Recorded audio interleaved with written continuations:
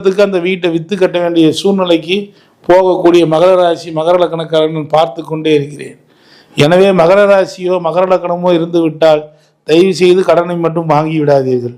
அதேபோல் இவர்களுக்கும் கர்ம நோய் உண்டு. என்ன நோய்? வீசிங் ட்ரபிள்ஸு அல்லது சர்க்கரை நோய் அல்லது நரம்பு சார்ந்த வீரியம் சார்ந்த தொந்தரவுகள், ஹார்மோன் சார்ந்த தொந்தரவுகள், உடம்பு குண்டாகக்கூடிய அமைப்பு, இவைகளினால் தொந்தரவுகள் ஏற்படும். பெரும்பாலும் கடனால் தத்தளிப்பவர்களுக்கு அதுவே மனநோயாக கூட மாறக்கூடிய அமைப்பு இந்த மகர ராசி மகர லக்கணக்காரர்களுக்கு உண்டு. தோல் நோயால் பிரச்சனையை சந்திப்பவர்களும் இந்த மகர ராசி மகர லக்கணக்காரர்கள் தான். அதேபோல் 7ஆம் இடமே சந்திரனாக வருவதால் இவர்களை பொறுத்தவரை இவருடைய மன வாழ்க்கை என்பது திடீர் பிரகாசமாக இருக்கும், திடீரென்று டவுன் ஆகிவிடும்.